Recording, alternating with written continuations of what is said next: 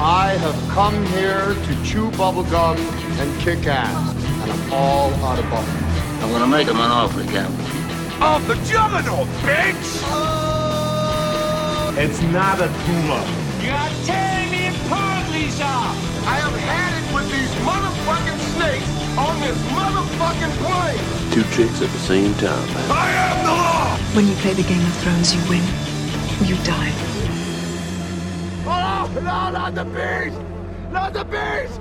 Ah! Hello, and welcome to Geek Speak. You're listening to us live, and we are broadcasting out of Mega Powers Radio Studios. And Merry Christmas!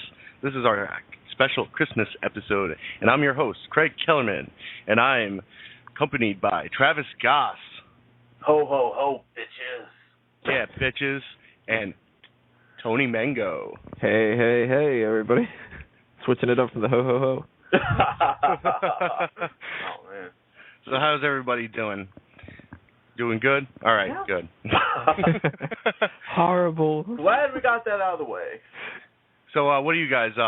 You guys a Merry Christmas bunch, or are you Happy Holidays? I'm a Merry Christmas person, but where I work, I choose to say Happy Holidays because it's one of those things where you don't want to offend the other person who maybe doesn't celebrate Christmas, or it's like a religious thing, so I have to say Happy Holidays at the end of every call. I'm more of a joyous Kwanzaa person. Well, Happy Hanukkah, everybody. Happy holidays in general, but Yeah. Merry Christmas. Yeah, I'm not one to get offended, but it always seems like this time of year everybody gets in a big huff puff about, these stupid trivial things. I know. And just can't, everybody just get together and enjoy the holidays and be with your friends and family and go crazy. It's just a fun time of year. I love it. Exactly. Yeah. The only holiday you can actually have some kind of an argument about that. You don't see people going crazy about Halloween or No. Thanksgiving or 4th of July or anything like that. They're like, oh, fuck, you call it Arbor Day? I call it something else. Like, I was talking to one of my friends, and we were talking about Christmas, and it's more of a, if anything, it's like an American holiday, or wherever. It's just a general world holiday, actually. Yeah, well, and also have to take into consideration that even though it would be considered a world holiday, of course, there's some countries that don't celebrate Christmas, and for that, shame on you. Whoa. I'm just No, I mean, it's funny because I know I have a couple of Jewish friends that put up Christmas trees and stuff, It's just, I don't know, it's fun. Yeah. It's good, I don't know. Yeah. Christmas is just a wonderful holiday in general because it's like you said, it's that time of the year where families get together, people that they haven't seen in a long time, and just enjoy each other's company and everything. I mean, that's what makes this holiday so special. And the same goes with any other type of holiday, like Thanksgiving. That's another big one. And it's just a lot. That's what some people just don't stop to think when they get all pissed off. It's like, don't wish me Merry Christmas. I don't even celebrate it. Well, do you spend that day with family anyway? Well, yeah. Well, then chill out about it. Or like one of those people that are mad that everything's closed. Why are you closed? Why are you closed? so like, oh, man, I really needed to go to the bank today on the 25th. And it's like, really? I think that you should handle your money better. Well, I guess we can all agree that Christmas is probably the biggest holiday of the year. Oh, no doubt. No doubt. And with that, there's like, it just seems like the whole country transforms into this like uber caring and just jolly celebration for like 2 or 3 weeks of December, We're flowing with nonstop generosity. Yeah, with that, there's all kinds of holiday movies, holiday this, that, and the other thing, and then Santa Claus, and man, we have a lot of things to talk about. So if you guys are listening right now, we are live, and if you'd like to call in, please give us your 2 cents and talk to us about your favorite parts of Christmas or your favorite Christmas movies, and call us at 760-512-7247. Operators are standing by. That's me. That's Travis Goss. I feel like we should have that PBS Christmas special thing going on where we've got all the people standing by with the little the little phones. Please just call in now. We really need you to call. If you want us to continue doing this show, call now. For a generous donation of $10, just $10, you can keep Geek Speak on for the next year in 2014. Check the two boards and it's -20. Sorry, sir, I bought pizza. You will get a special Fanboys Anonymous tote bag with every call. If you pledge $30, I'll shut it for the next 10 minutes. No. We need that for the Mega Powers, for the Mega Powers Wall Street board. But anyway, keep our stocks high, guys. But yeah, let's just dive right into this. This week, since it's Christmas, we've all decided the best thing to do is start the show off by talking about our favorite Christmas movies. Or our least favorite Christmas movies. Well, we'll get into that here in a little bit. Tony, would you like to start us off? You know, it's kind of funny. I don't have too many Christmas movies that I would consider a favorite or whatever, but there's one that blows everything out of the water, and there's no comparison whatsoever. Home Alone is without a doubt my favorite Christmas movie. And it's the only Christmas movie that I make sure that I watch every year. I actually purposely plan certain things around a couple movies here and there. Like, I'm one of the type of people who I like going to the movies and being around a lot of people if it's a comedy or if it's an action movie like an Avengers or something like that. So I kind of make it a little bit of an experience with movies a lot. Right. And Home Alone is one of two movies where I will refuse to watch it at any time of the year unless I meet some kind of qualifications. One of them is I have to have it around Christmas time. I'm not going to watch Home Alone in, August. Like the summer, yeah. Right. That'll just be too weird. I can't do it. I can watch something like Bad Santa, a different time of the year, but not Home Alone. Yeah. And the second qualification, I absolutely must know for sure that I am eating pizza later on that night. Oh, I get you. The only other movie I have to do that with is Ninja Turtles. Bed. Like, if I'm watching Ninja Turtles or Home Alone, I need to make sure that I'm going to eat pizza later on that night. Even if I've already eaten dinner, I'm going to want pizza. Yeah. So I actually planned out tomorrow. I'm 100% watching Home Alone and eating pizza. That's the other thing the holidays are good for, stuffing your face. Yeah, man. I mean, it's just like you get away with it. It's the holidays. Fuck it. Forget about it. Yeah, I'm just going to eat all that chocolate. I don't care. And then you reach New Year's and everybody goes, oh my God, I need to lose so much weight. That's going to be my resolution. Yeah, that's when the gyms are packed and, for the first, January. And that's it. Why did I stuff my face?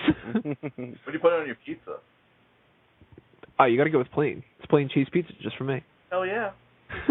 Honestly, I always go with mushroom. I love mushroom pizza. I love mushrooms on my pizza. I love cheese and onion pizza. Cheese and what? Cheese and onion. Now, see, the whole idea throughout the movie of the plain cheese pizza gets to me because it's multiple times in the movie that they mention it, and then, by the first time you see it, it's just that's pizza, whatever. I can watch a commercial on TV for KFC and not want chicken, or I can watch an episode of Seinfeld where they're eating Chinese food and not necessarily want Chinese food, but a couple times throughout the movie he orders pizza, then you get to the end of the movie and you've seen pizza a couple times and you're just like, God damn it, I really want pizza. I also want that big ass bowl of ice cream he eats too. Yes. That's Home Alone too. Was it? Was that Home Alone too? Yep. Yeah. See, they're both really excellent films. Oh God, yes. But yeah, let's talk about Home Alone a little bit. It's like the quintessential kids Christmas film. And it came out when I was pretty young, 1990. Mm-hmm. So the whole aspect of being home alone was pretty neat and adventurous. And you really feel for this kid Kevin here. But Tony, I'll let you take it away. The thing that I think I kind of resonate with, that resonates me with Home Alone is I watched it when I was a kid, And I think that most people that are big fans of Home Alone are a part of our generation where they watched it when they were a kid and they could laugh at like the stupid jokes, which now when you're older, they're not as funny necessarily. How many times can you watch Joe Pesci scream at the top of his lungs and really laugh as hard as you did when you were a little kid? But they still have that nostalgic factor behind it, and that's what makes it so. If you were to watch that now, you're in your mid to late 20s or anything like that, it would just kind of seem like a silly Christmas movie. Let's just say 20-something. Yeah. Yeah, it just seems like a silly Christmas movie to some people, and especially if you watched number 3, because that's just god-awful, and that we shouldn't even... That was a sin. There's a 4th one, right? There's a 4th one, too. That is ridiculous. And, guys, they just came out with a 5th one. No, they didn't. Swear to God. Get out of here. Swear to God. Oh, my God. How? I always liked the joke from the TV show The Critic, back when that show was out, they only had Home Alone 2. Right. And they end up cracking the joke of it's Home Alone 3, and they leave Kevin alone, but he's only 28, and he's like, and he's got a full beard and a cigarette hanging out of his mouth. Imagine Macaulay Culkin now, all fucking cracked out and shit. That would be so creepy. He's one of the criminals now. He's part of some gang. He's just helping them. Well, I ended up coming across a whole big long article one time about explaining that Kevin is actually like a textbook psychopath, and it broke down this whole psychology of the whole thing. And after reading that article, I was just like, you know what? This makes a lot of sense. Like, if he sees the criminals kind of like a schizophrenic. No, it's more so that he is just as bad as the criminals are. Oh yeah, definitely. Instead of just like making sure that the cops would come and arrest the criminals, he fucks with them. He puts them through a bunch of torture, and he even does that to the guy with the pizza delivery guy. Yeah. He wants to tell his whole family to go to hell, basically, and when he sees that they're gone, he's just happy about it at first. There's apparently this whole breakdown of mental psychosis problems that Kevin's dealing with, and after you read that article, you start to go, you know what, Fuller's maybe not the worst person in this family. What you gotta understand, though, it's just a little child. I mean, if you put yourself in his position. Child, he's pretty crafty, man. Well, yeah, but little kids are smart these days, especially in 1990. They're very crafty. Yeah. I mean, this kid didn't even have the internet, and he knew to do all this crazy shit. Plus, on top of that, he's got good marksmanship with that BB gun. Oh. He's a thief. He steals the toothbrush. But that was by accident. We know that was an accident. He got scared. I don't know. He's scared of He's scared of the sidewalk cleaner. What was his name? They didn't give him a name. Oh, they didn't give him a name? No. No, they say his old man something in it, and I can't remember it now. Damn. I want to say like Old Man Riley or something, but that's probably wrong. Wikipedia. One of my favorite things is seeing Joe Pesci in this movie, and it's like he's such a scary mother. Because this came out right after Goodfellas. Before. Huh? No. This came out before Goodfellas. Look that up for a second, because I'm pretty sure. I do believe that Goodfellas came out in 92.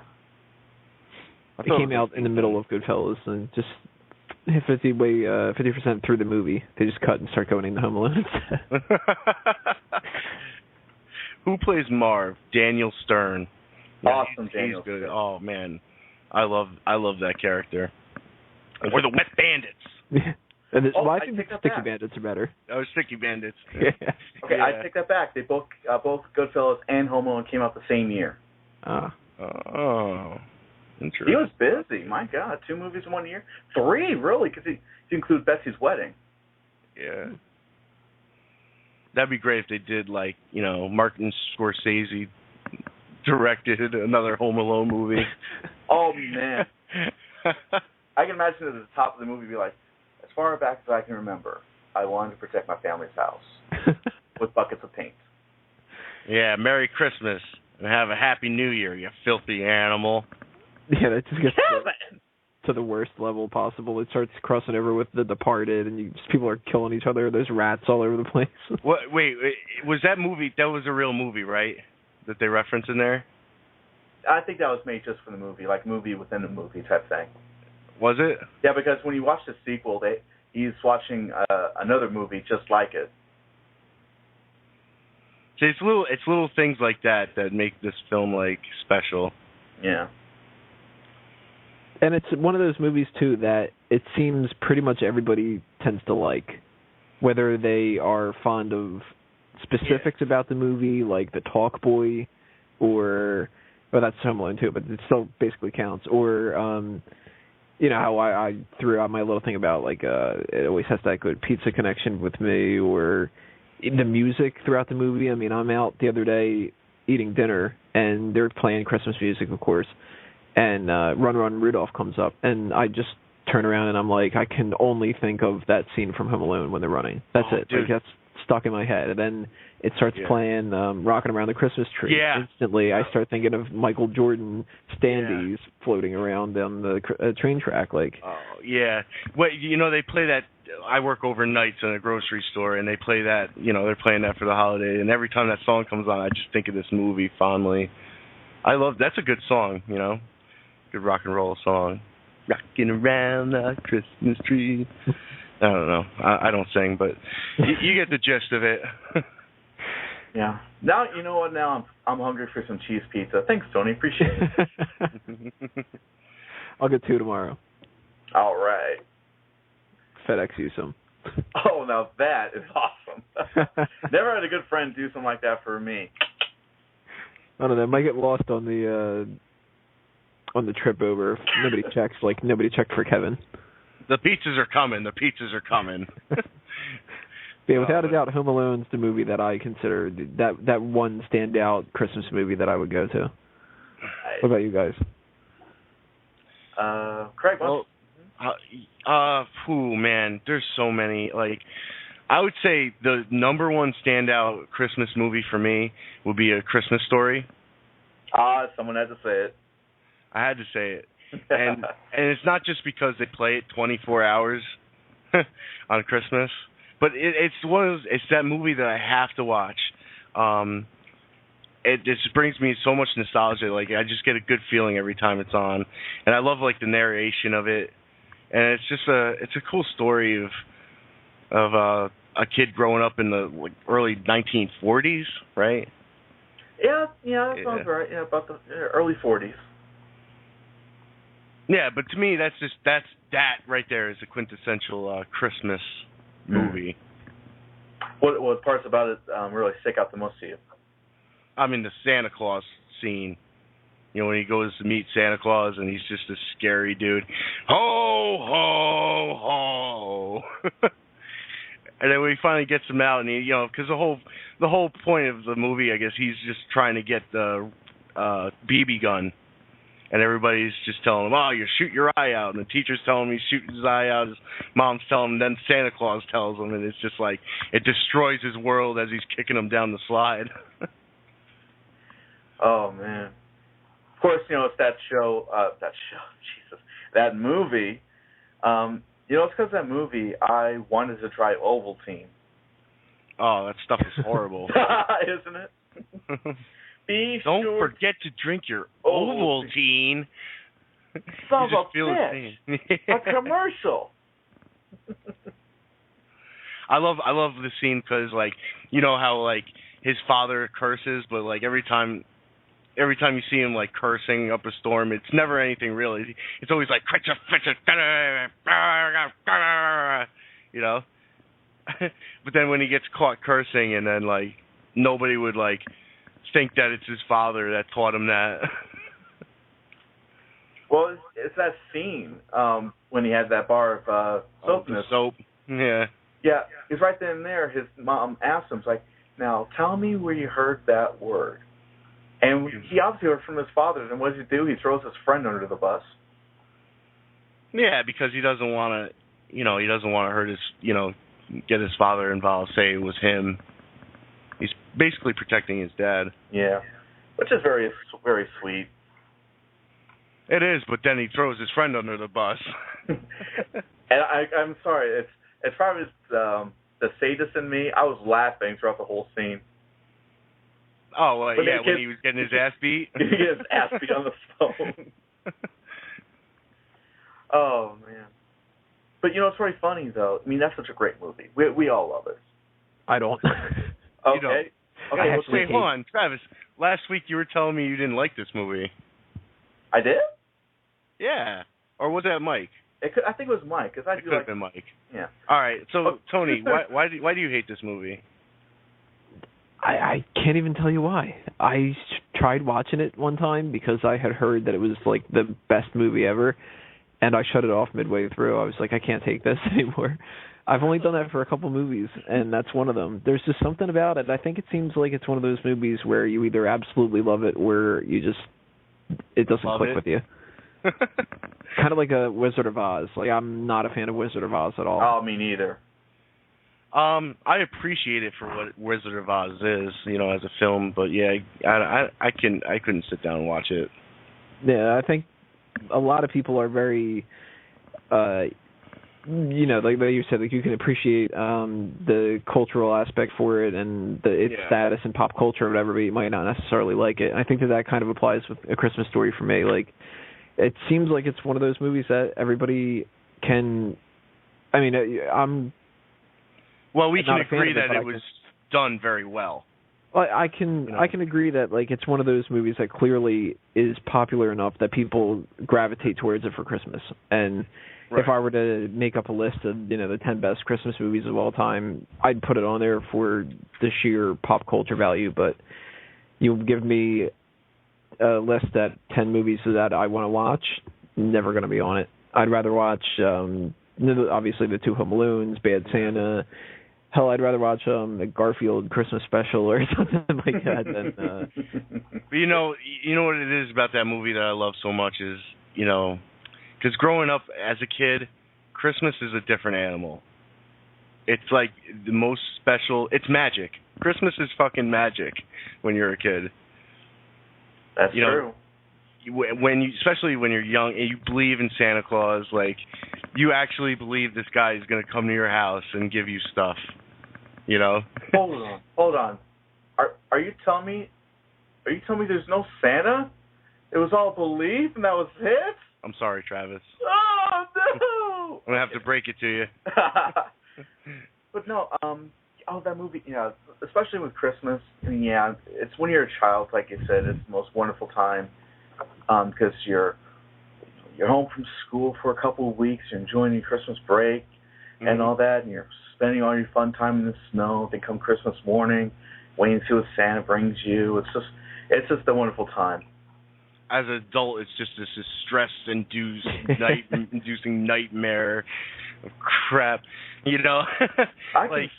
I was gonna say, yeah, I can understand that because when I was a kid, I always saw my mom and dad stressing around this time of the year. Now I know why.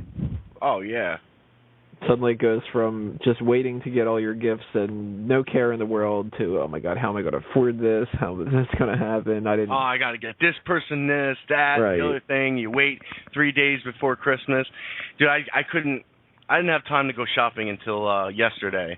And I went to the mall, and honest to God, like, dude, it took me 45 minutes to even find a parking spot. Like, I like went up to the mall and I like followed this family back to their car. It was creepy. That's not creepy at all. It's sad. It's what it is. Oh. Thank God for online shopping, though. Yes. Oh yeah, the internet. Cyber Monday deal. The internet saves it again. But the biggest. Let's talk about Black Friday for a little bit here. Okay. I mean, that's like when Christmas starts is when Thanksgiving ends, and then it's Christmas. You know, as soon as you see that fat man in the parade, that's it. But yeah, that's like the biggest sales day ever. You know, and everybody loses their shit. And it's funny because it's like everybody's being thankful for what they got, and then they go crepe shit and stomp and hurt people just to get stuff they don't need. especially that $40 DVD player. Yeah, something very fundamentally broken about it. Tease a season to get a black eye. But I totally agree. Yeah, I've done Black Friday shopping. Wow. Woo. I need to lay off the eggnog. Anyway. Yeah, I've done the whole Black Friday shopping thing before, and here's the thing.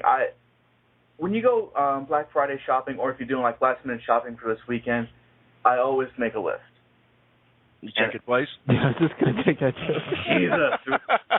Make it so easy. Anyway. And, I just stick by that list. I don't, go window browsing. I know what I have to get. I go in there, and I'm in there in less than an hour. Because unless you can't find what you ever run into that problem where it's like, this person wants this exact thing, and it's like, yeah, I want to get this, and... Yeah, it happened before because I was trying to get a copy of Castlevania Dracula X for the Super Nintendo and still can't find it, son of a bitch. Anyway. Well, even worse is when you can't figure out what to take somebody. Yeah, that was looking for me. me. At a time.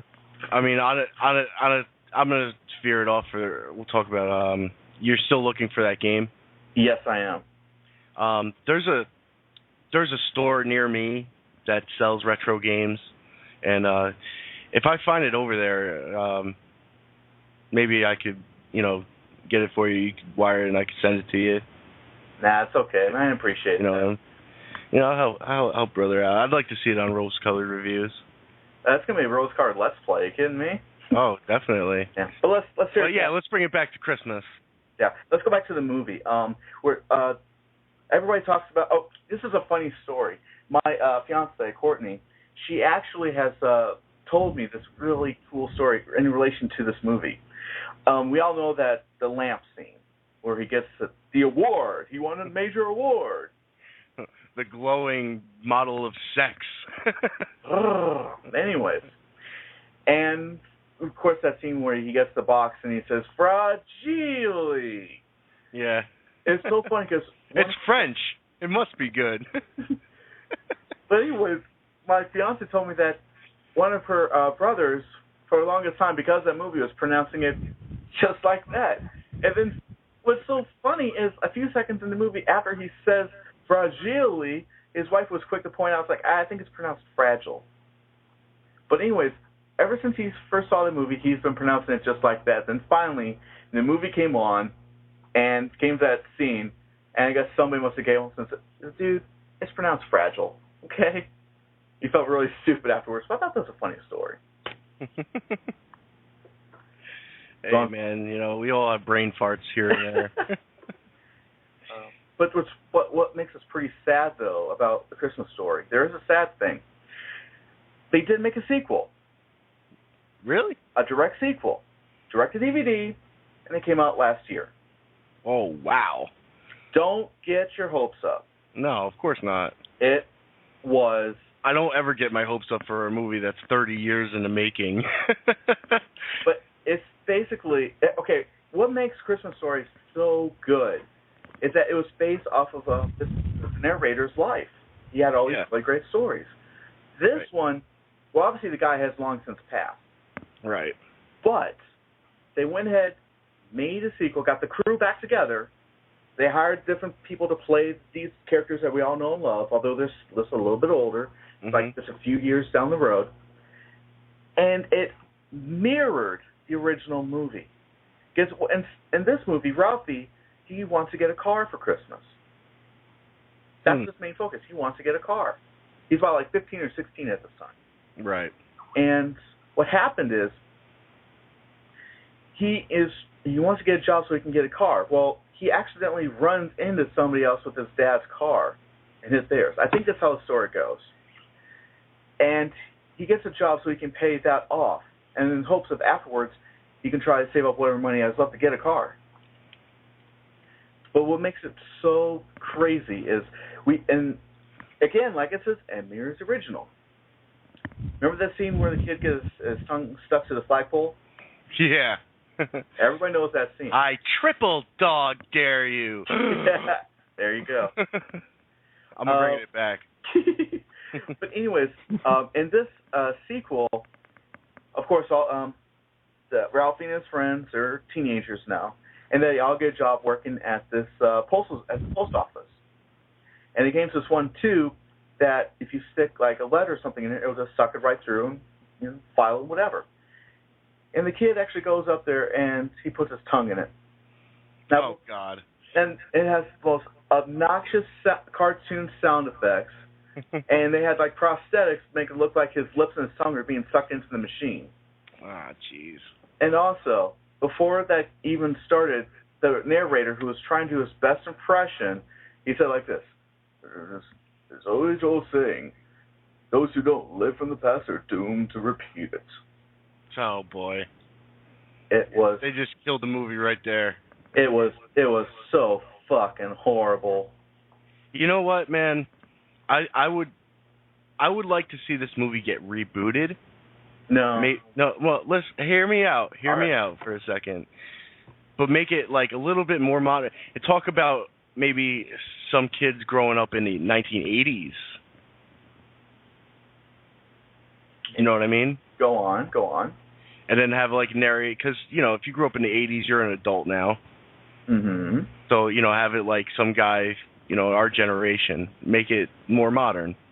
Mm-hmm. Who would play the main character? I don't know, Shia LaBeouf. No.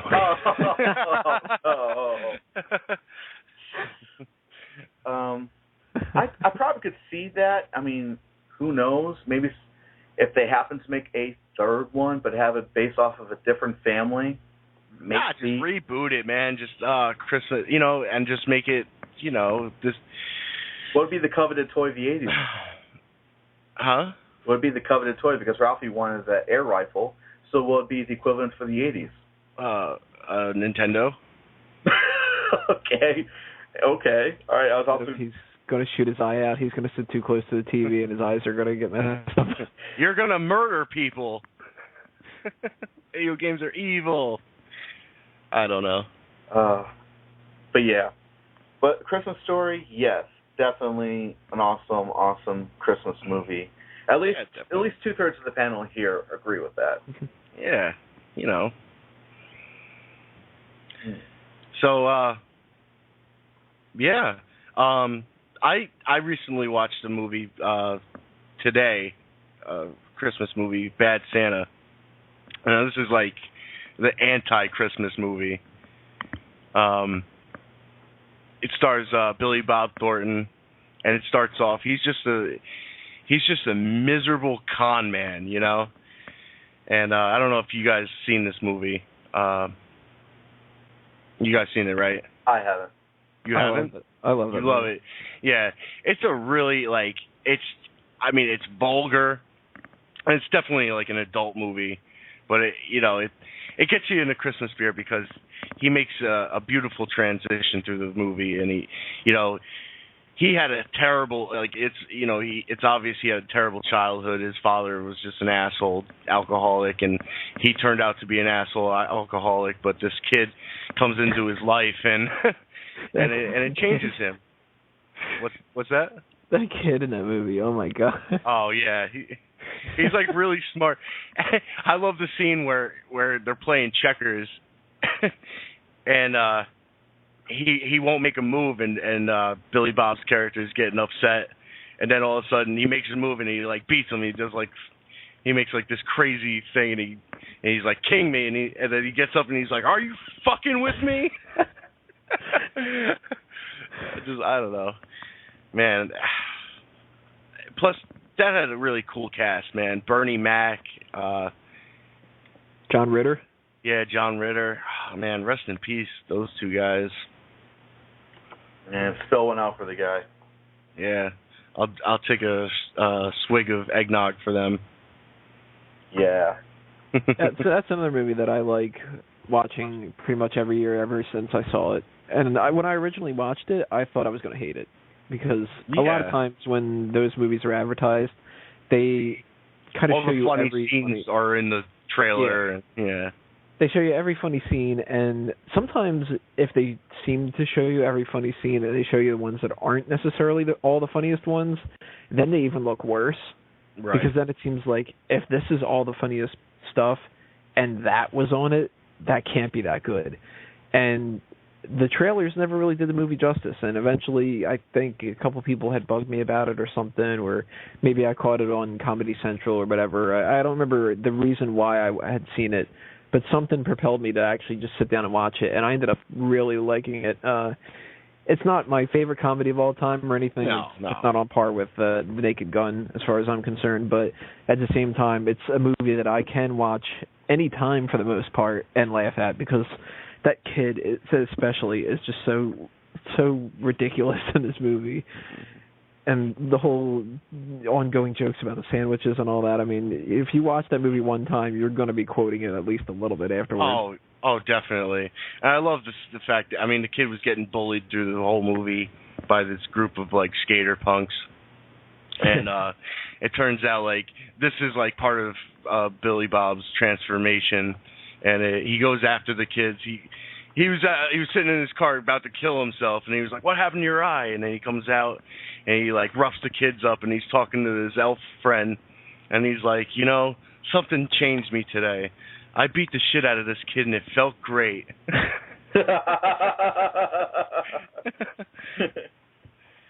Oh, man. I might have to borrow that from my folks because they got Batter Santa, which is the uncut version of the movie. Oh, yeah, that's the one I watched. Yeah. Yeah, it's just a couple extra scenes, but, you know, it's funny. It's definitely a movie worth checking out if you've never seen it. Oh, absolutely. Thankfully, they haven't done a sequel version of that, too, where they've recast for somebody else, like a Jamie Kennedy or something like that, and even Badder Santa. I could see them doing that. Thankfully, they haven't. Well, thank goodness, because there's some instances where movies just don't need a sequel. So if Bad Santa is as great as everybody says it is, and I'm going to go check it out, then obviously there's no reason to make a sequel. And it's like going back to A Christmas Story. There was no reason to make one, but they did. For no reason. Yeah, it'd be in the case where, like, you're just going to ruin the jokes that were established in the first movie. Yeah. Some movies are just left just as they are as a standalone product, and that's it. Yeah. You hear that, George Lucas? Stop fucking with your movies. Well, he can't no longer, so... No. He can't any longer, sorry, poor English. Double negative. Is that a transition to the Star Wars Christmas special? No! Not yet. Yeah. That franchise has some weird spin-offs. But, yeah, there's a ton of Christmas movies. Mm-hmm. You know, I could sit here all day and talk about Christmas movies. What are some of your favorite movies, Tony? Another one that comes to mind is The Santa Claus.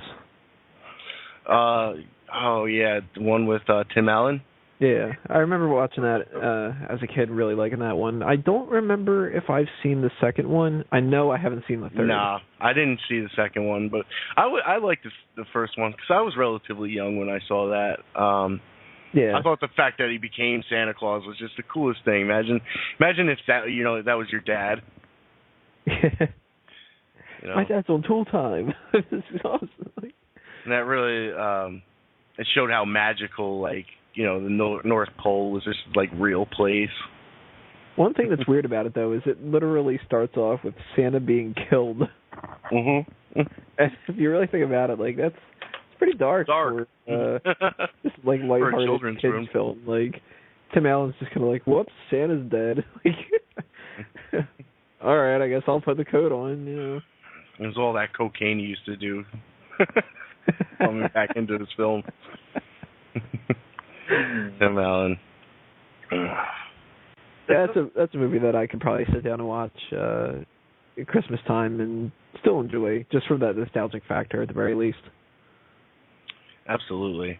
Oh, totally. And then, there's the classics like, the Muppets Christmas Carol. I love that's so good. Yeah. Yeah, definitely. And then of course you got like Michael Caine as Ebenezer Scrooge. That's like the icing on the cake. Well, now that The Dark Knight Rises has come out, when he's in that graveyard scene and he's looking at his own tombstone, I'm just going to keep flashing back to Alfred. I failed you. I do like that movie a lot, though. That's another movie that, from my childhood, that I could sit down and watch again. And if anybody ever brings it up, I always get that song stuck in my head, but I don't ever know the lyrics, so it drives me crazy. Of that little, I think he's a little bunny that sings in it. The one he throws the money to, and he says to go get the Christmas goose or Christmas turkey or something like that. Right. He sings a song in the movie, but I never know what the lyrics are because I just, like, I don't know, I get the tune stuck in my head without the lyrics, and that drives me crazy. And now that we're bringing this up, I'm going to have it stuck in my head. Maybe someone was clever enough to post it on YouTube. Who knows? I'm going to have to Google it later. Yeah. Oh, yeah. And settle myself before I can go to bed, or else I'm going to be like tossing and turning all night, just being like, the hell, what are the lyrics? You know what's a weird movie for me? I watch every Christmas, and it is a little bit Die Hard. Yeah, that's a good one. Dude, it's a Christmas movie. You don't think of like, an action flick with Bruce Willis kicking ass. Not to mention that it's probably my favorite Bruce Willis movie, besides Fifth Element. I never watched Die Hard, believe it or not. What? Never seen it. Travis, you got some serious homework to do. Yeah. There's that kind of stigma that they put up every once in a while, where when they take an action movie and they put it in Christmas time, just because of how cool that was with Die Hard. Do you ever notice that? We've got Iron Man 3 is set around Christmas. Oh, yeah, of course. One of the Lethal Weapons isn't it? I think it's Lethal Weapon. Oh, Lethal Weapon 1 was around Christmas. Yeah. That must be the one I'm thinking of then. I don't know, there's some kind of a good cohesion between shooting them up and reindeer games. Not reindeer games, I was going to say, and in Christmas, unless you're reindeer games. Well, because Christmas is such a wholesome family. Everybody, it's just this feeling, where everything has to be, good vibes, which makes, like, killing the bad guys even more of a priority. Gotta get back to Christmas. Gotta get this done. If it's done well, it's done really well. If it's done terribly, you get 3,000 miles to Graceland. Yeah. Oh. Like the whole thing, like, these terrorists hijacking a building, and then, like, they get the kids on the news, and it's Christmas. They just want to have their parents home, and it hits you in the feels,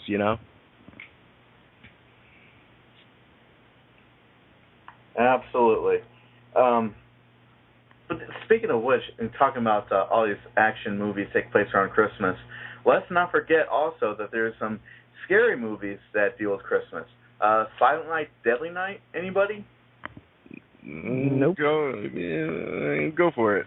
No, I'm just bringing it up because if you look at the second one, because when you watch the second one, everybody knows the infamous scene, guy's carrying out the trash, and then the serial killer comes out and says, "Garbage day!"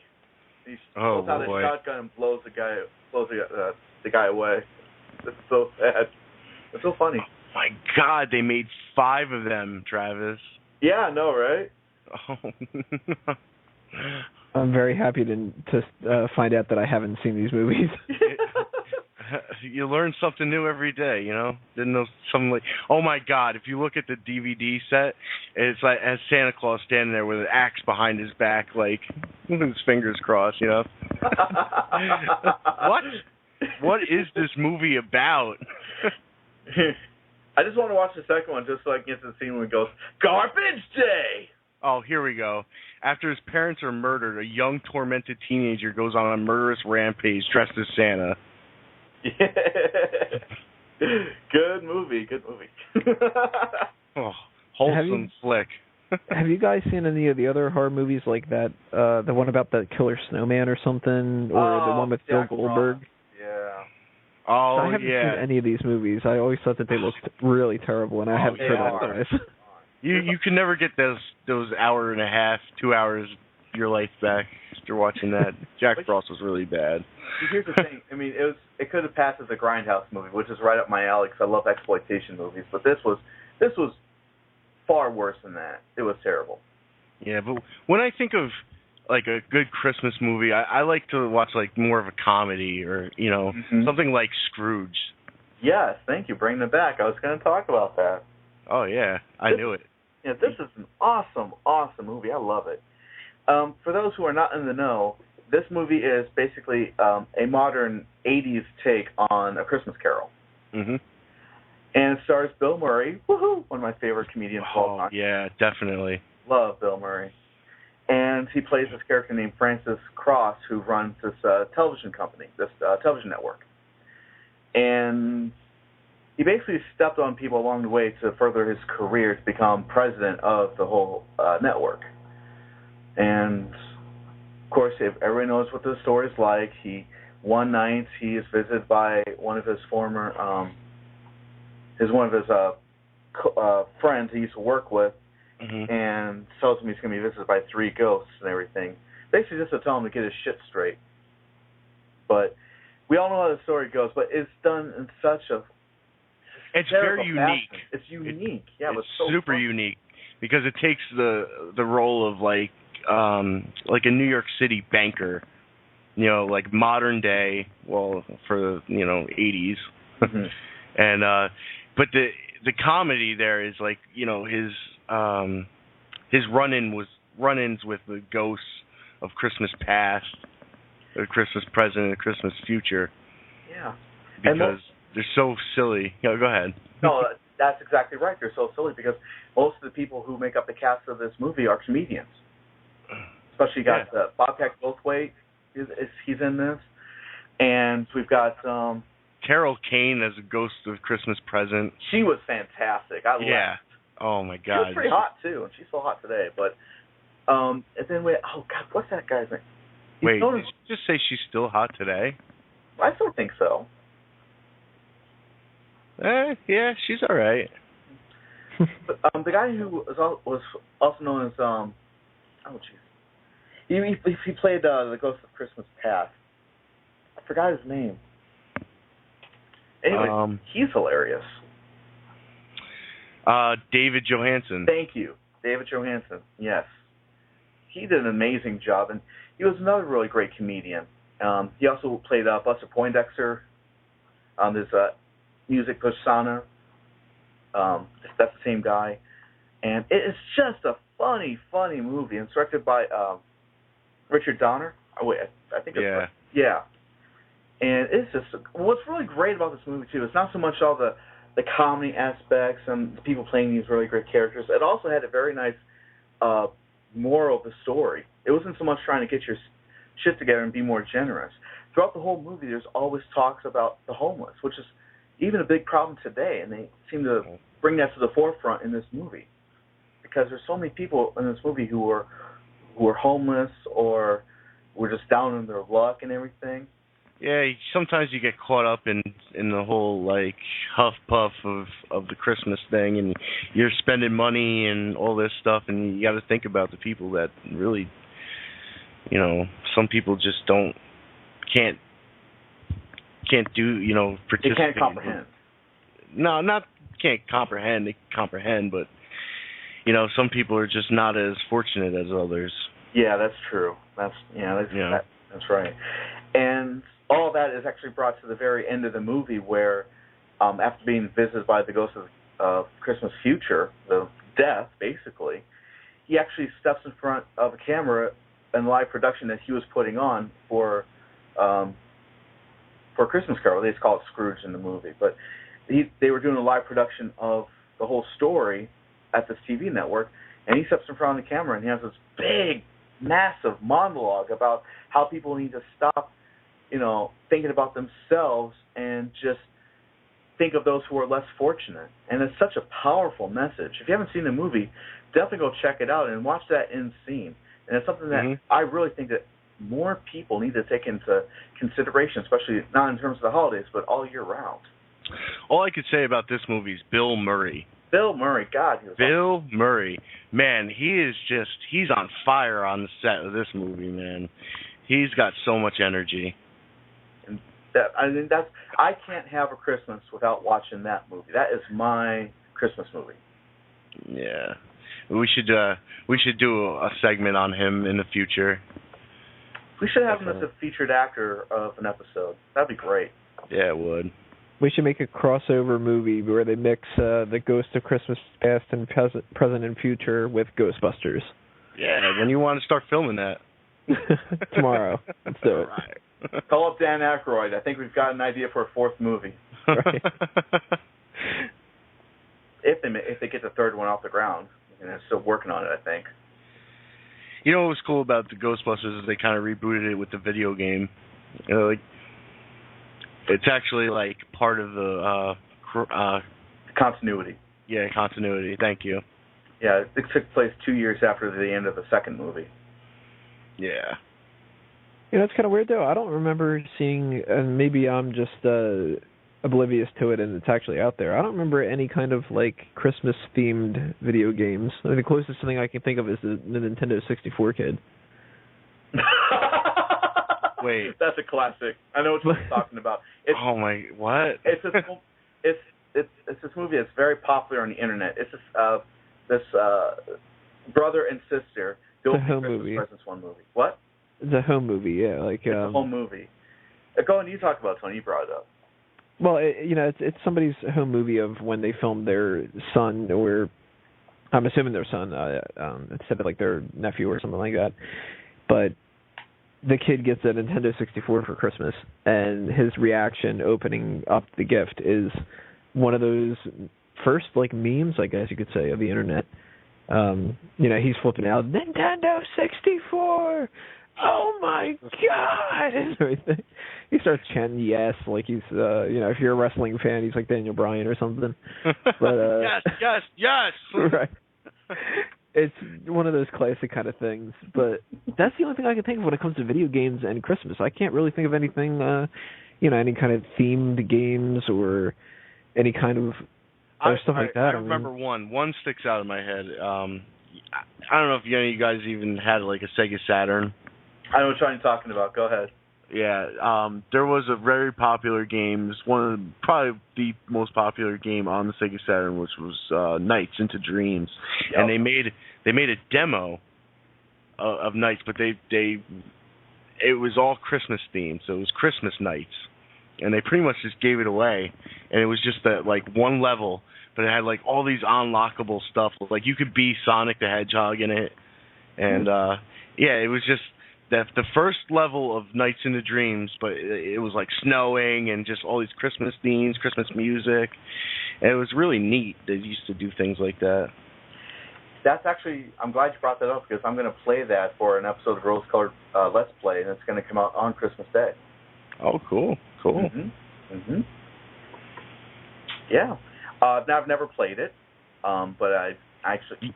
You have a copy of that? I hear it's really hard to get a hold of. I still have it. I kind of cheated a little bit because it was available as a digital download on the PSN XBLA. I thought you were going to say you used it. I would love to have had a copy, but that is even more hard to find than Castlevania Dracula X. I do have that game. I hear it's pretty rare. But as much as I wish I had a copy, I mean, this kind of works too. But the only thing is, I don't know how to access it onto the game. I think it only happens on Christmas Day. So I might have to cheat the system in thinking that it is Christmas Day so I can play that level. I do remember, it had something to do, like if you set the Sega Saturn to different times of the year, different things would happen in the game.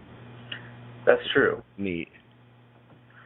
Yeah, and there's other games that do that on the Saturn as well, that you just set a certain time to see special things happen. So, yeah. Sega's pioneering that. Awesome. Yeah. But, other than that, video game-wise, not too much. I think like there's some games like if you play like a snow level, you get like a Christmassy kind of feel. You guys remember that game Hexen? No. It was like Unreal Tournament, except for like on Nintendo 64, and there was like a Christmas one version. And like you just run around snowballing people.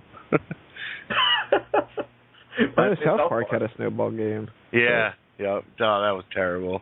And I know Simpsons had Bone Storm, but that's talking about that TV special instead. Buy me Bone Storm or go to hell. That's such a great line. Oh my God. Yeah, but there's, to me, I guess what the Christmas media is all about, like television and movies, like the claymation specials, like Frosty and Rudolph and. Frosty was an animated special. Frosty was animated, but Rudolph, right? Rudolph was the one where the elf kid wanted to be a dentist. Yep. Right? I want to be a dentist. Why? That was like the worst job ever. Especially for somebody who deals with candy canes all day. Looking into people's gnarly mouths. I hate those things, those claymation specials and the animated specials and stuff. The only one I like is the one from Community. But the Rudolph one and all that, those older ones, can't stand them. Hate them. When I think of Rudolph, and of course back then in the '60s when this first came out, that was high tech as they could get. But I remember Mad TV quite a few years back. I think it was during the first season. They actually did a parody of that as one of the sketches. Oh yeah, I do remember that. Mad TV was really funny for like 2 seasons. It went on for like 15, didn't it? I liked it up until Alex Borstein left the show. I liked her and Michael McDonald. Those were really, really good comedians and character actors. Wait, was that woman that plays Lois in Yeah, that's her. Family Guy? Yeah. Yeah, she's funny, man. She's a really great actress. They also did some pretty good Christmas episodes in that show too. Mhm. Sure, definitely. But there was one other movie that we wanted to cover, Travis. And I know this was another one that's really popular. Christmas Vacation, National Lampoon. Yes. Oh man. The one thing I really loved about the National Lampoon Vacation movies is it is so well written. There's a lot of slapstick humor in each of these movies.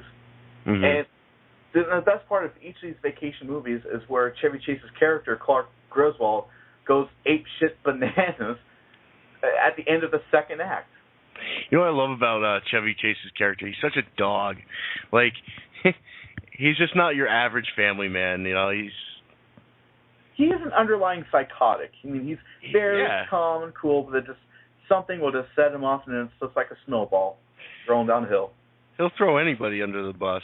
Yeah, pretty much. But this movie is just fantastic as well. Again, it's another of those movies that just doesn't feel like Christmas until I watch this movie. And I'm trying to think of what I could say about this film because there's so much.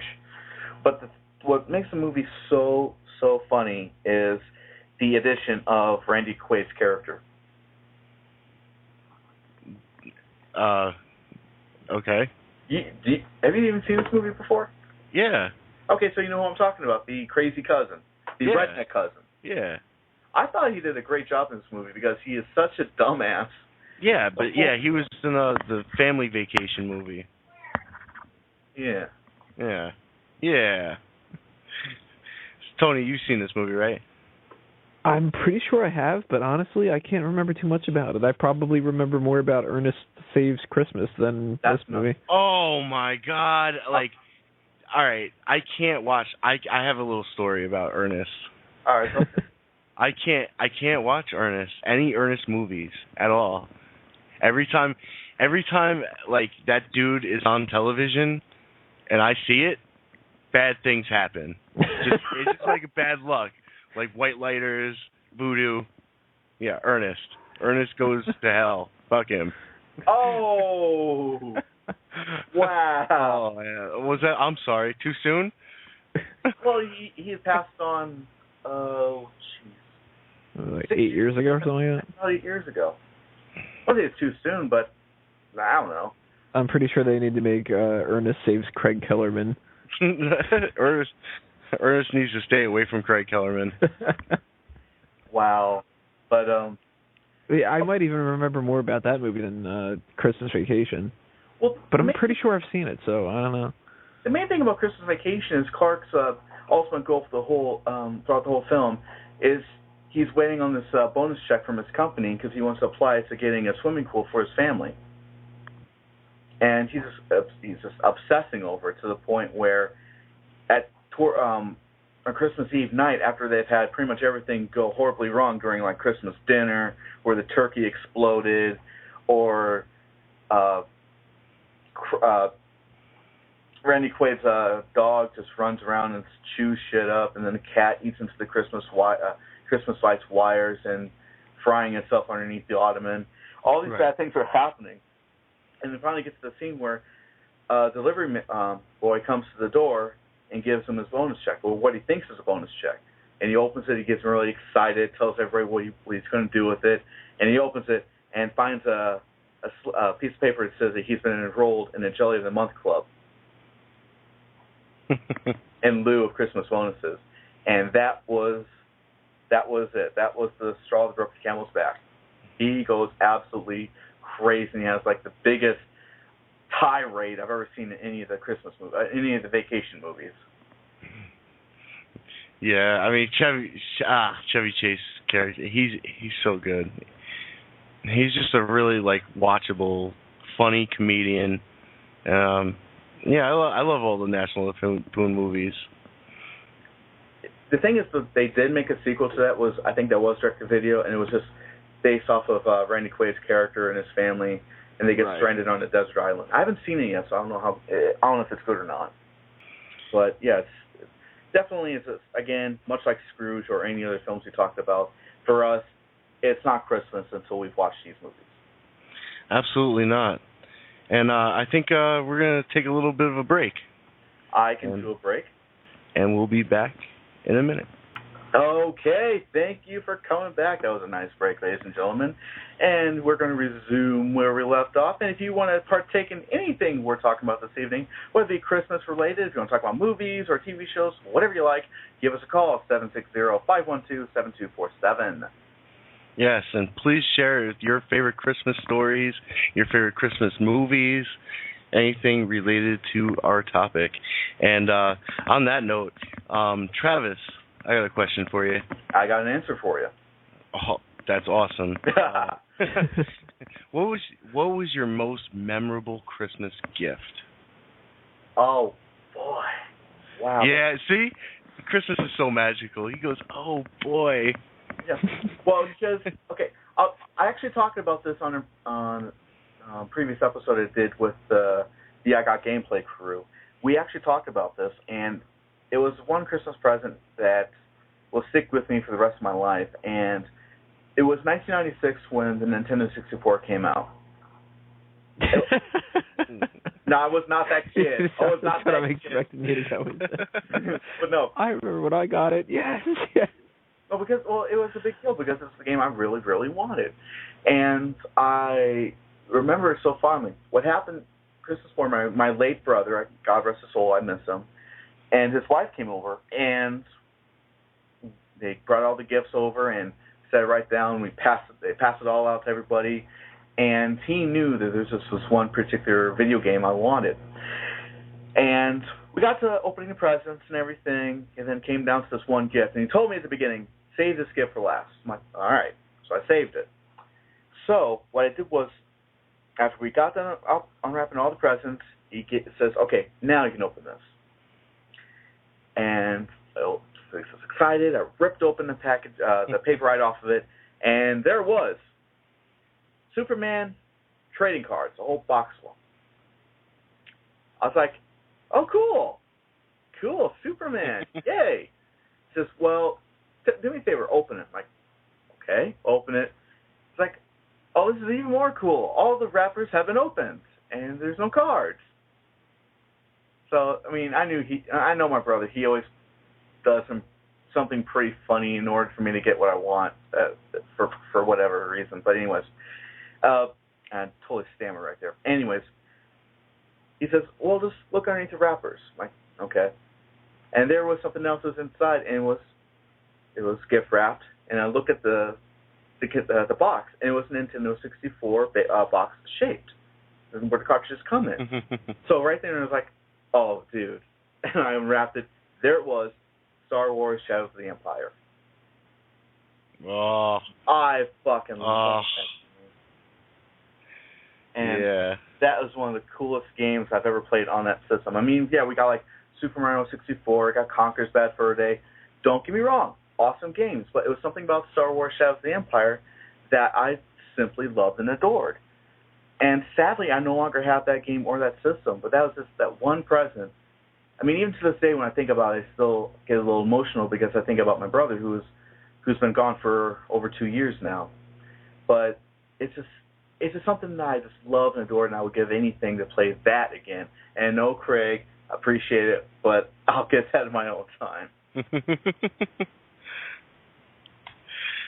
So, Tony, what are some of your most memorable Christmas moments? You know, I did this big switch over, and I don't remember when it happened, but I used to be that type of kid that wanted more and more and more presents. Not that I was like selfish or whatever, but I really indulged in the idea. And, you know, I'd tear open packages, and it would just be like, that's awesome, oh, thank you, all right, let's move on to the next one, that's awesome too. Like, I got to the point eventually where I started to feel guilty that I was getting gifts, and not necessarily because I thought that I wasn't doing enough, you know, charity work or like anything like that, but it got to the point where I just kind of realized, you know, the more and more mature that you get, that maybe I necessarily shouldn't be getting as much stuff, or maybe I didn't do it for those people throughout the year, any of that kind of stuff. So nowadays, any gift that I get means significantly more than anything that I got as a kid. But I loved everything when I was a kid. I mean, you give me a Lego set, it was fantastic. You give me the latest Power Ranger thing, I'm going to be giving you a million hugs. You know, that stuff was awesome. I was an action figure guy, so any action figure that I got, whether it was Batman or X-Men or wrestling figures or anything like that, it was all just amazing. One gift, though, that stands out in my mind, and it's not even like the coolest gift or the most expensive or anything like that I ever got, but it's just one of those things that it was funny enough and weird enough that I always think of it when people are talking about Christmas gifts. I had talked for a bunch of years. I'm a huge, huge Simpsons fan. Right. From the first 12 seasons. Or, you know, I'll give them up to season 14. But after that, it's garbage. But, you know, that's a whole other story. I wouldn't say that's a whole other beast, but those first dozen or so seasons are like a Bible to me. Like, I actually consider myself, I learned more from The Simpsons than like anything else in life, even in school. So, you know, I've grown up with that. There's certain things that when you think of it, I just immediately think of The Simpsons. And I always thought one of the interesting things about The Simpsons that was like this throwaway joke, but it always was funny to me, was Homer being obsessed with the little drinking bird paperweight. Oh yeah. And that when his brother Herb is giving out gifts and stuff like that, Homer just wants the bird. And he's just like, can I at least have the bird? And, you know, he's watching it and he's like, oh my God, it's drinking the water. Like, that was just something that I always thought was like really, really funny. And I remember one year for Christmas, I had the same situation. Somebody was like, my dad, who he passed away this year, he was like, you save this for last. And I was like, okay. And whenever somebody says save it for last, you were always assuming it's going to be something that's either really funny or something that's really going to mean a lot. Yeah. And that box that I had was a weird shaped box, kind of like the size of like a remote control or whatever that you would get some kind of, a square box around that size. And when I picked it up, it felt like nothing was in it. I was just like, don't tell me that this is like a stupid guy gift where it's like, a little box within a box within a box. Right, one of those things. And then it's like, a little piece of paper that says like "got ya" or something. Yeah. So Cole.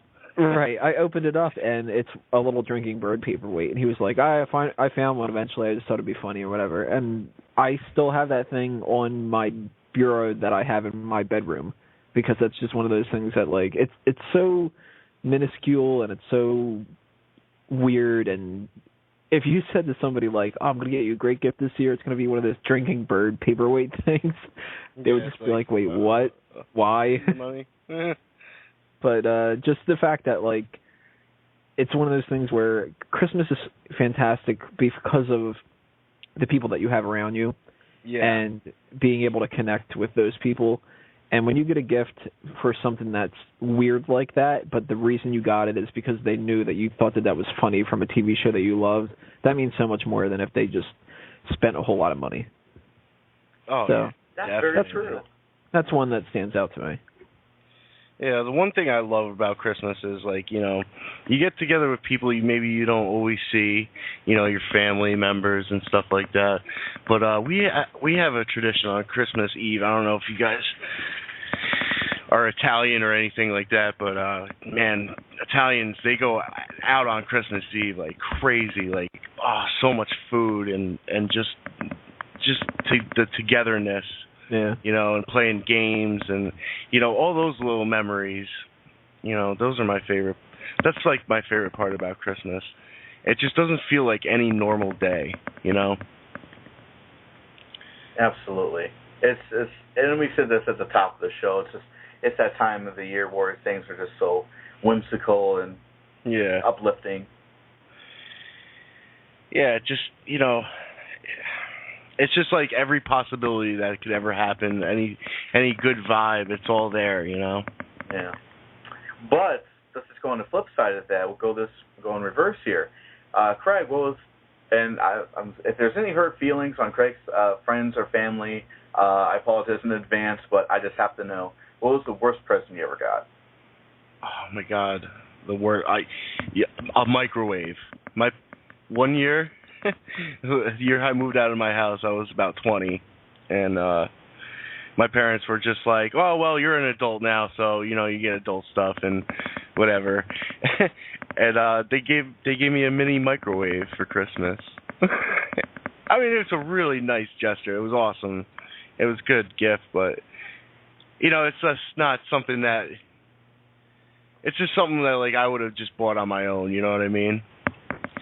But, that's not what Christmas is about. No, it's not. No, but I guess that was, what am I going to do with this? Cook Hot Pockets. Hot Pockets and microwave. Thanks for reminding me I can't, A, cook, and B, I'm poor. I remember, like, when the microwave first came out, they were showing advertisements of things you could put in a microwave in order to cook it, and one of them was a turkey. I swear.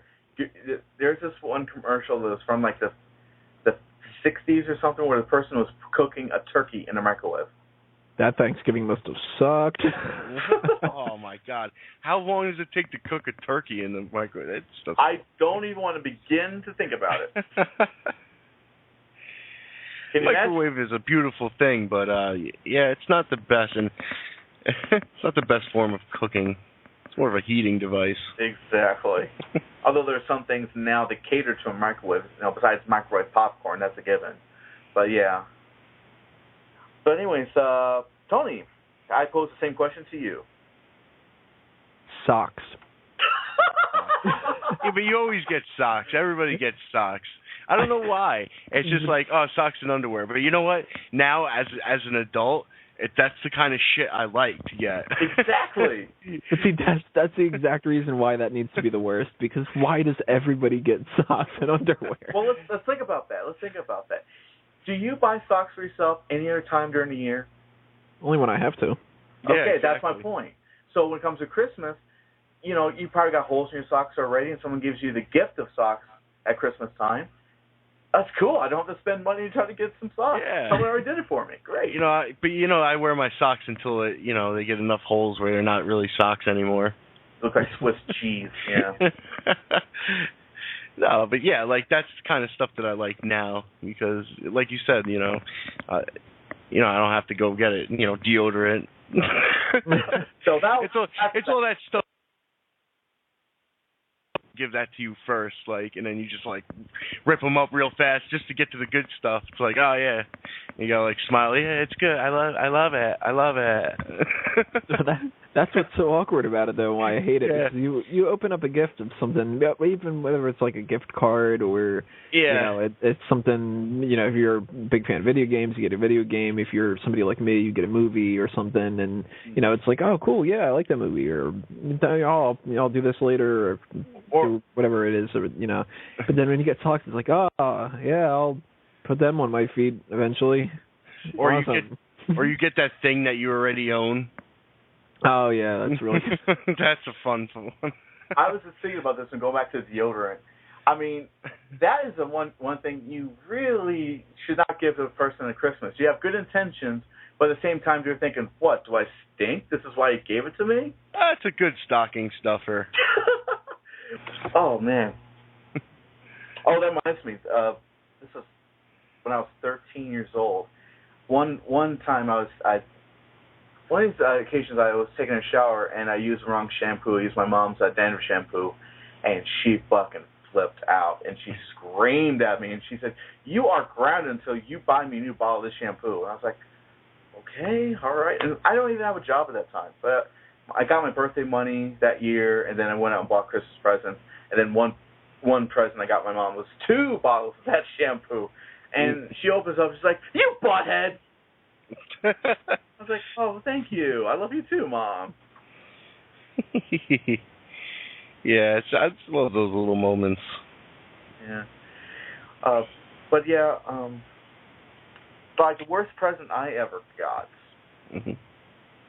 Again, this is very tough because I did have some pretty interesting doozies. But I will say last year I got this one T-shirt, and I love T-shirts. I love getting them. But this one T-shirt that I was given last Christmas, it was a purple shirt, and it had a printing of a pimp suit on it. Nice. Nice. Travis, I always knew you were a pimp. Pimp Daddy Goss. Nice. But the shirt is ugly as fuck.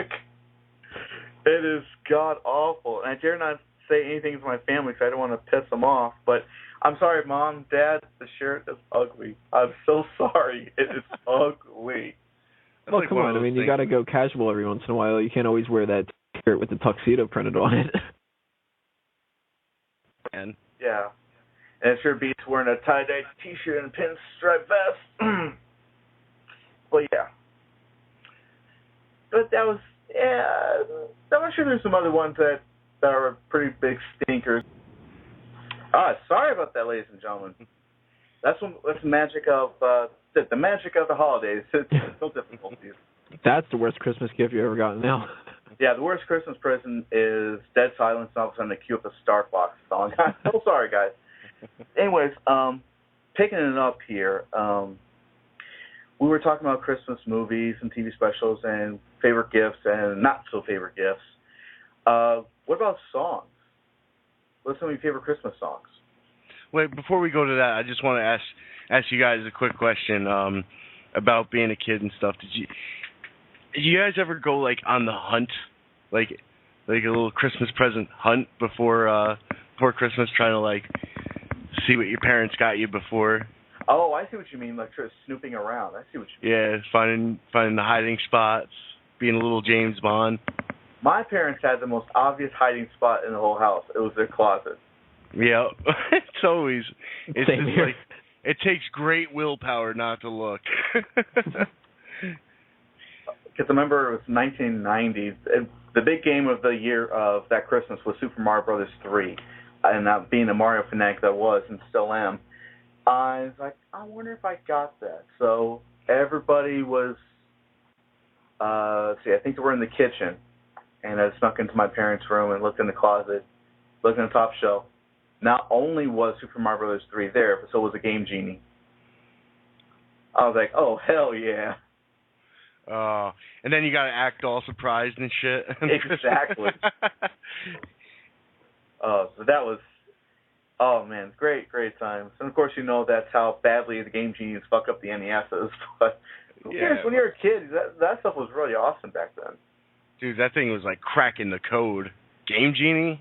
Huh. Yeah, I remember one year, and this was still when like VHSs were out. Like I knew I had a couple like VHS movies, and then like I would go and I would cut the wrapping paper with a knife, all like nice and smooth, and I cut the VHS out and I slid it out and I watched it while my parents were. Wow. That's taking it to the next level. I was like, yeah, I was a little bastard. You're like, I cut out those socks. I wore them that day. Yeah, I wore them around, put them back in the package. What was the I returned a few gifts. What was the VHS tape? Dr. Doolittle. You just couldn't wait for Dr. Doolittle. I don't know. I didn't know what it was. Oh. So I just, it slid it out, and then it was like a little surprise. I bet. You poor bastard. Yeah, that movie was awful. I was like, son of a bitch. Oh, what have I got? Dr. Doolittle. Oh, fuck, all right. I already put all the effort into it. I might as well watch it. Oh, jeez. What about you, Tony? The Hunt stories? Yeah. I can't think of any off the top of my head. I mean, I was pretty, like... You were a good kid, huh? I didn't really try to snoop too much. I knew where they hid it. It was, of course, the closet thing. And I do remember one year where I kind of did like a barter system where I was like, look, I know where the Christmas gifts are, so can you just give me one ahead of time and I won't look? Come on, one on Christmas Eve. Come on. Right, just like, yeah, how about I get it like the 24th when I wake up in the morning or something? Like, come on.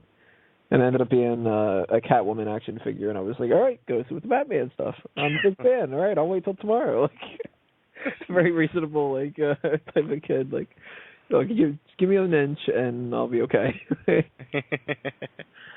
Oh, man. Actually, that's another good point, too. What are some of your favorite traditions, like when you were a kid, like you used to do on Christmas or on Christmas time? I mean, did you open like one single present on Christmas Eve and open the rest on Christmas morning? No, it's always a barter system, man. It's like trades and tariffs. We sit around. Gotta have a fire in the fireplace. Gotta have the coffee and stuff. And then one person gets a gift at a time, and you gotta wait for them to open it and show it around. Right. I always feel bad for the kids that had to go to church first. I don't feel bad because I don't go to church at all. Nor do I ever care to, but that's another subject. But if you guys want to go ahead and talk to me about my atheism or anything we're talking about tonight, give us a call at 760-512-7247. If you guys want to bring some Christmas into it, because we all started this off with, it's Christmas, different religions and all that. None of us go to church. But we're not going to say Happy Holidays. No, it's Merry Christmas. Right. Hypocritical, but it works. Why not? We don't really have much of a tradition in my house. I mean, what we just typically do is we have like breakfast rolls in the morning on Christmas morning. Then we all go into the living room, open our presents. Then we have Christmas lunch, and we used to like play board games for the remainder of the day. But then after my brother passed away, we just seemed to just watch TV or just do our own thing. So play with your gifts. Yeah, pretty much. Try on those socks. Oh yes, and man, do they show them off to everybody. Man, they're comfortable. They're a little worn in, but they're good. But what's even more magical than Christmas socks is getting Christmas boxers or anything, or getting boxers for Christmas or any underwear. Ooh, yeah, that's awesome. Breaking them in. my my mom always used to, when I was a real little kid and I believed in Santa Claus and stuff, she would always be like, you got to be good or I'm going to call Santa Claus and he's going to cancel Christmas. I heard that so many times. Your parents ever do that to you? Yeah. Yeah. I didn't like it then, I don't like it now. I can't wait to do that to my kids. I know, right? Oh, geez. Can't wait to do that to my 3-year-old son or daughter and sometime in the future. Now, you be good. Or see all those presents? They go bye-bye, and Santa's going to bypass our house. Well, when you think about it, there is something kind of freaky about, like, some fat dude coming into your house through the chimney. Especially when you don't have one like me. Or me. So how does he get in here? I don't know. He just walks in the front door. Magic. He uses that magic dust, man. Cheech and Chong, Christmas. Anybody? Bueller? I actually didn't see that one. No. It's not a movie, or it's a song. Yeah. Okay. Oh man, I wish Peyton would have put that up. That would have been awesome. Oh well.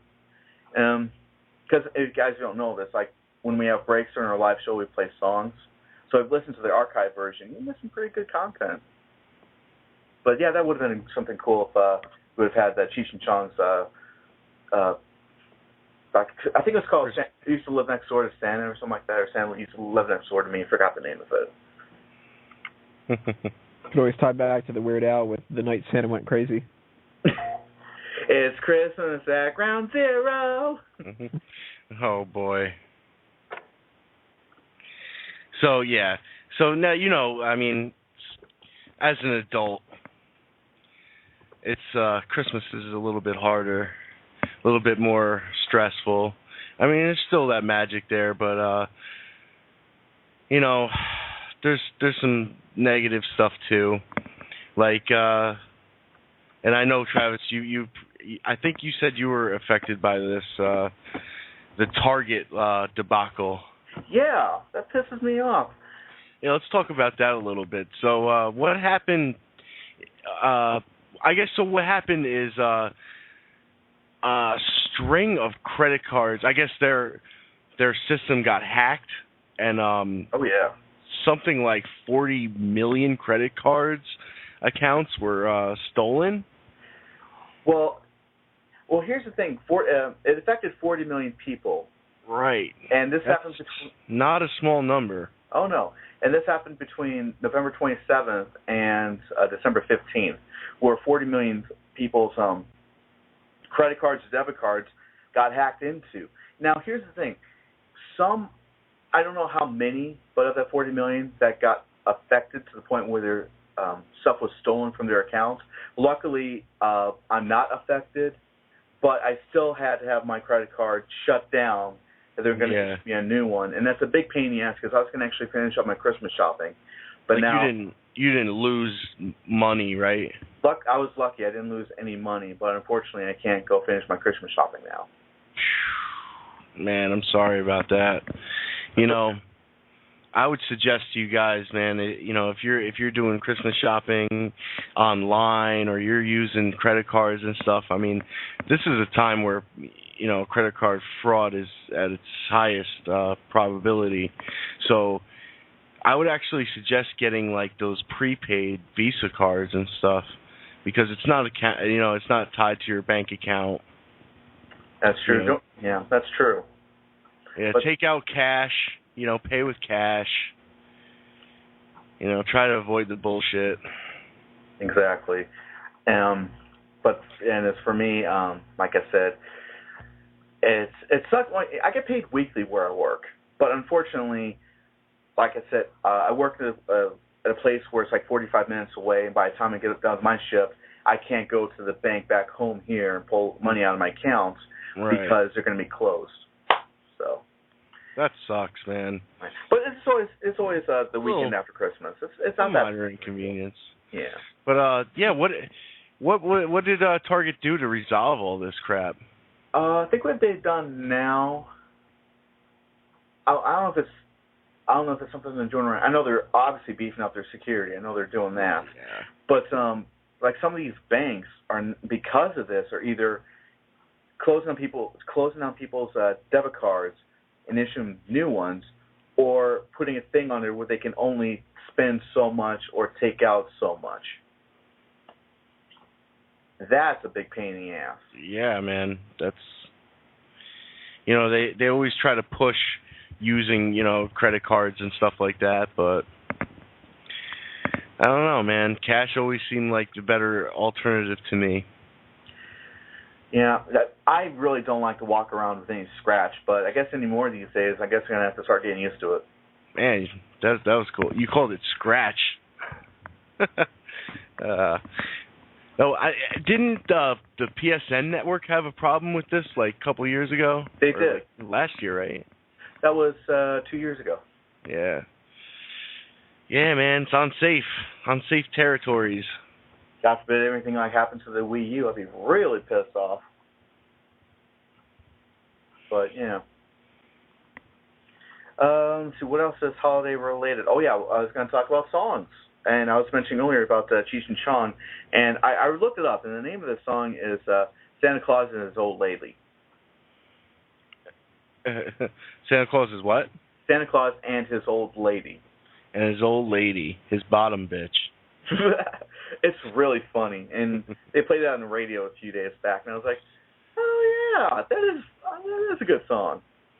You know what, though? Yeah, that's one of the things that is huge about Christmas is the music. Everywhere you go, you hear Christmas music, even though they play it on the radio.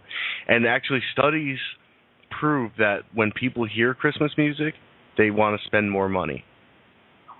I can see that because it's a motivator, plain and simple, because it gets you into the spirit and makes you want to go out and buy more and spend more. Yeah, definitely. Even if you got your Christmas shopping done, you're still out there buying shit. Yeah, unless you work in retail and you have to hear that shit all day. Oh, God. I get calls from, okay, I'm not going to tell people where I work, but I deal with customers all the time that call and it's like, oh, is it going to be there until Christmas? I will cancel my order if it's not there. Blah, blah, blah. And I'm like, I just have to reassure them and all that stuff. And really, you guys, if you order too late, that's your own fault. So seriously, chill the hell out. You know what, though? That's not even... One time, my ex-girlfriend, I had ordered a gift for her. It was like the end of November, and that shit did not get there till February. Like, by the time I got it, I'd like totally forgotten about it. I was like, oh yeah, happy belated Christmas. That sucks because when you get it's just some items are just so popular at that time. Yeah. And then you get flooded with orders to the point where the item that you want is now on back order and you have to wait a few months. That does suck. I will agree. I'll tell you what, man, I learned my lesson this year, and yeah, I'm going to start shopping in like July. That's not actually a bad idea, really. It's not, man. The malls are so packed. Like, I feel bad for anybody who has to like go shopping in the next couple of days. It's like a circus, man. It's going to make Black Friday look like Black Friday. Well, yeah, Black Friday's nothing compared to what it is right now. Yeah. Imagine what it's going to be like the day after Christmas with all the exchanges and all the bigger sales they're going to have. Oh, my God. You ever go to a Best Buy the day after Christmas? It's hell, isn't it? Dude, they got the line across the street, you know? You just sit there for hours. And it's all, everybody wants to return their gifts. Ungrateful fucks.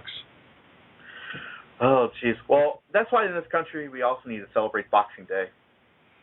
Boxing Day? Yeah, don't you know what Boxing Day is? Sounds familiar to me. Sounds like you just beat the shit out of somebody for no reason.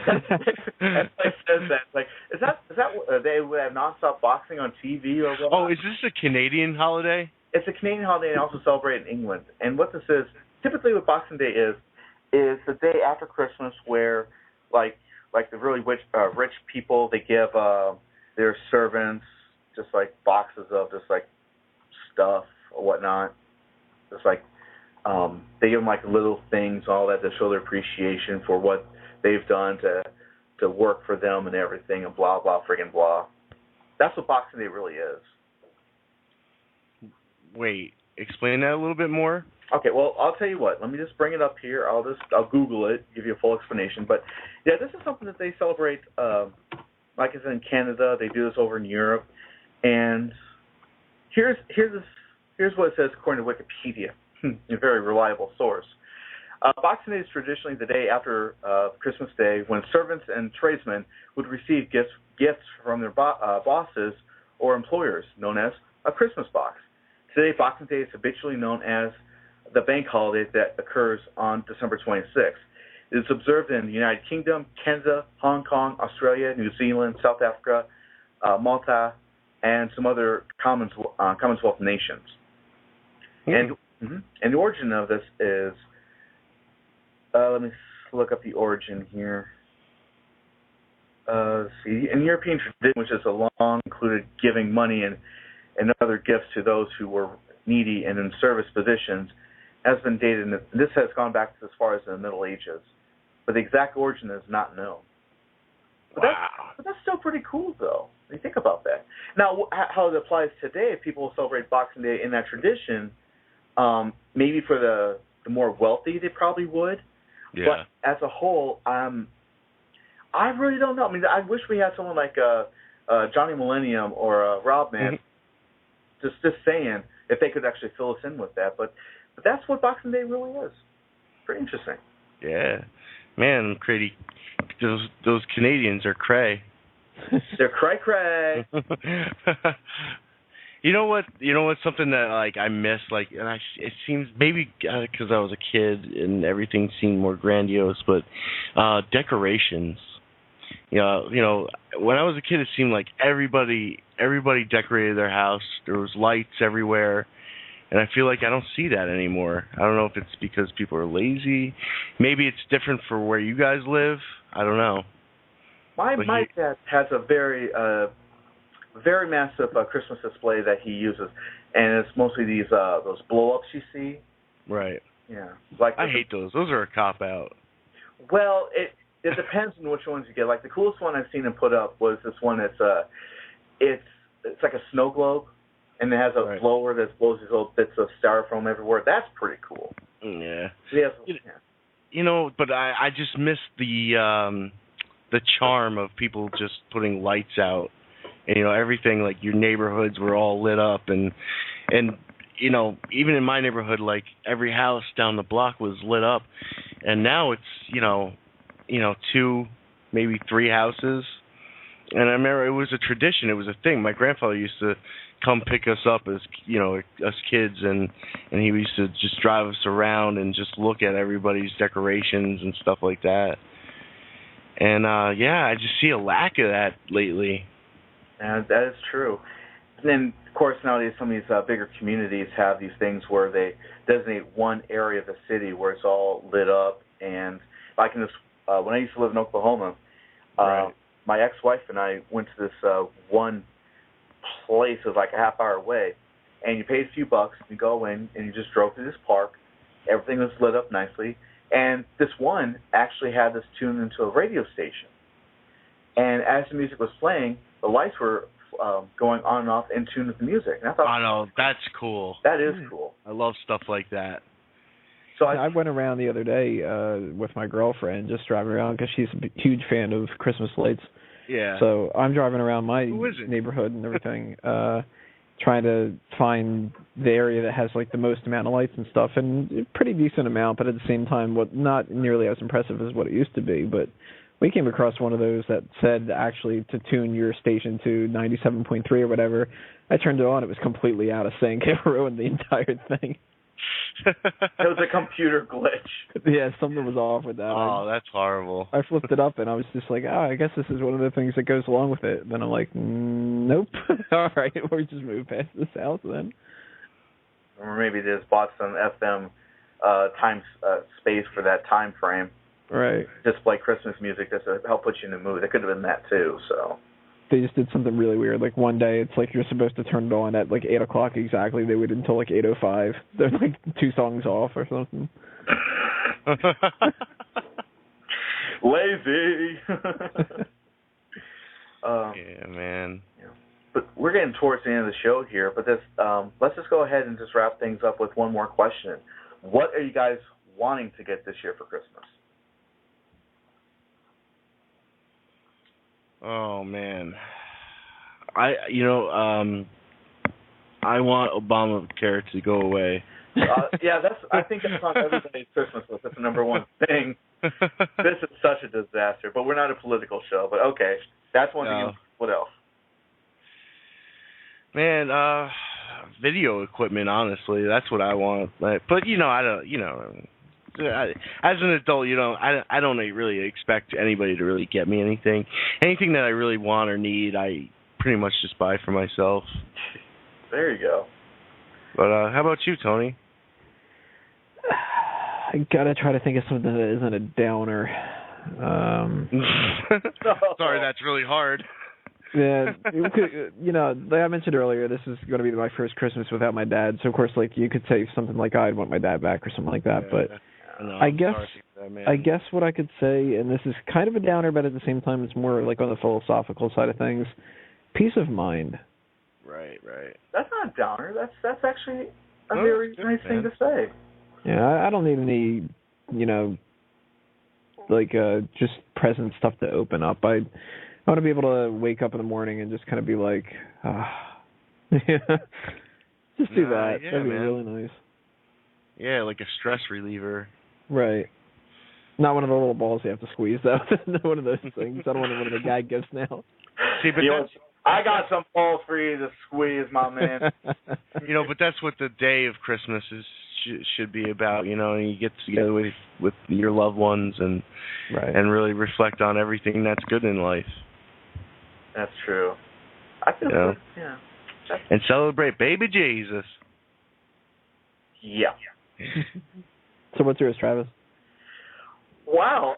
After your answer, Tony, I'm kind of. I don't know if I should say now. Go for it. I feel like a jerk now. You're like, I really want this one video game for the band.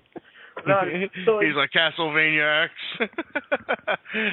I've been wanting that since 1995, and it's 2013. What the fuck, Santa? Unless your answer is all of our gifts as well as yours, I think you should go ahead and answer. All right. I would probably be along the same lines as yours, Tony. Wishing my brother was around so I can have one more conversation with him. Yeah. But I guess in terms of material things, I guess I'm wanting Super Mario 3D World, Wind Waker HD, and the latest Mario Kart games that came out, because I haven't got those yet. That's pretty much it. I'm pretty easy to buy for. Video games. Classic ones. Classic and new, yes. But yeah, definitely for everybody who's listened to this show, everybody here at Geek Speak and at Mega Powers Radio, we wish you all a very Merry Christmas and a very illustrious New Year, productive as well. And I think we should go ahead and do a segment we like to call "How You Doing." So I'll start with you, Travis. How you doing? Doing, man.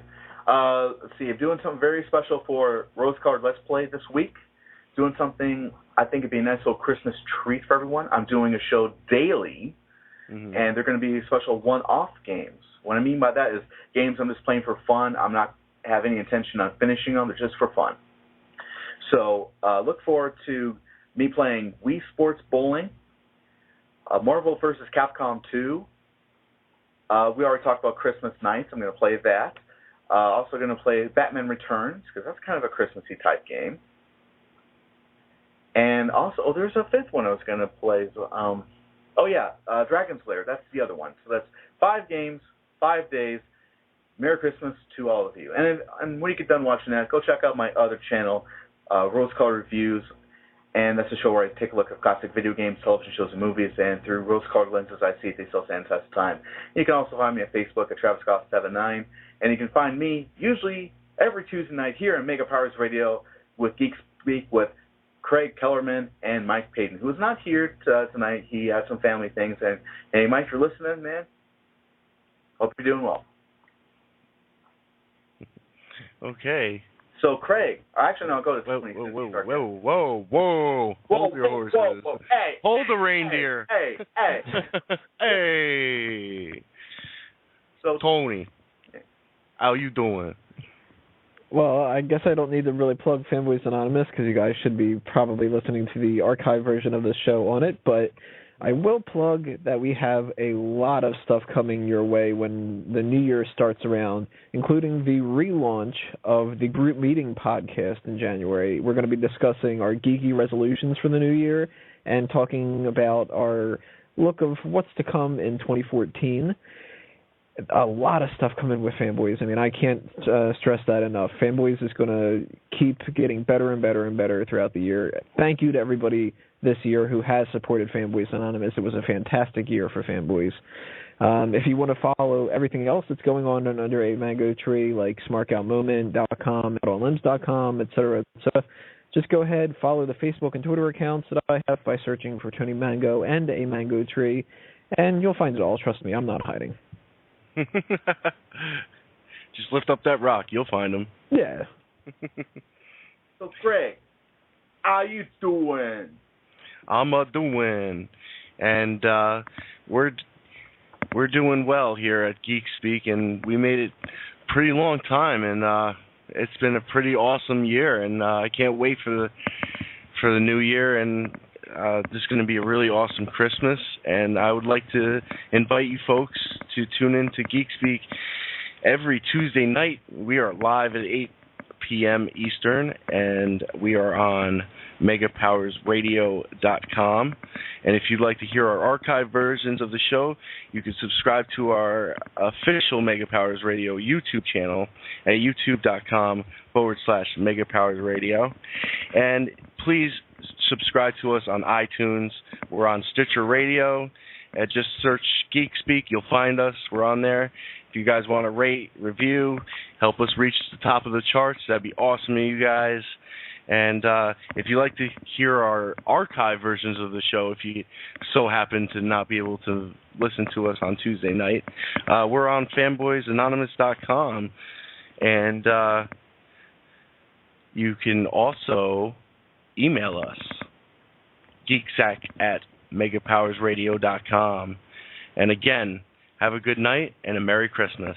I have come here to chew bubblegum and kick ass, and I'm all out of bubblegum. I'm gonna make him an offer again. Of the Juggernaut, bitch! It's not a tumor. You're tearing me apart, Lisa! I have had it with these motherfucking snakes on this motherfucking plane. Two chicks at the same time. I am the law! When you play the Game of Thrones, you win or you die. Oh, no, not the beast! Not the beast!